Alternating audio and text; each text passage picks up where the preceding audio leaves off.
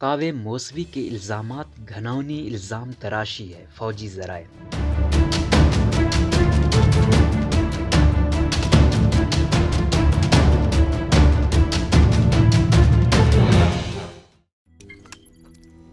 روزنامہ قدرت کی ویڈیو دیکھنے کے لیے ابھی یوٹیوب چینل پر سبسکرائب کریں اور بیل آئیکن پر بھی کلک کریں۔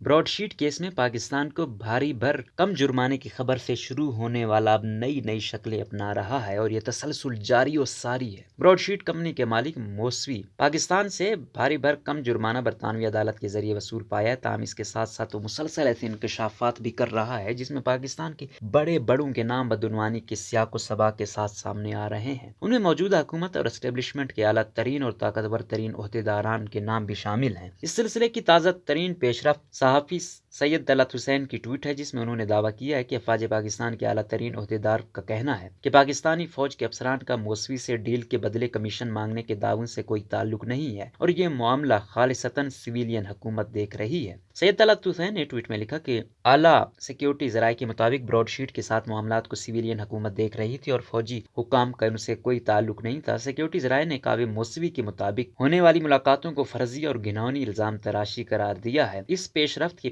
پس منظر میں یہ اہم ہے کہ براڈ شیٹ کے مالک کاوے موسوی کا سما ٹی وی پر ندیم ملک کے ساتھ انٹرویو سب سے حیرت انگیز تھا، جس میں انہوں نے کہا کہ پاکستانی جنرل ان سے ملنے کے لیے آئے اور انہیں پیشکش کی وہ پاکستانی حکومت کے ساتھ ایک نیا معاہدہ کر لیں اور وہ ساری معلومات ان کے ساتھ شیئر کریں جو موسوی کے پاس نواز شریف خاندان کے حوالے سے موجود ہے۔ جب ندیم ملک نے ان سے پوچھا کہ یہ جنرل کون تھے تو موسوی نے کہا کہ مجھے نہیں پتا، کیونکہ وہ اپنا نام بتانے کے لیے تیار نہیں تھے۔ انہوں نے مجھے کال کی اور کہا کہ ایک وفد ہے جو آپ سے ملنا چاہتا ہے۔ میں ملنے کے لیے راضی ہو گیا، تاہم اس ملاقات میں اس جنرل کے ساتھ ان کی کیا بات ہوئی اس پر انہوں نے پروگرام کے دوران زیادہ تفصیلاً بات نہیں کی۔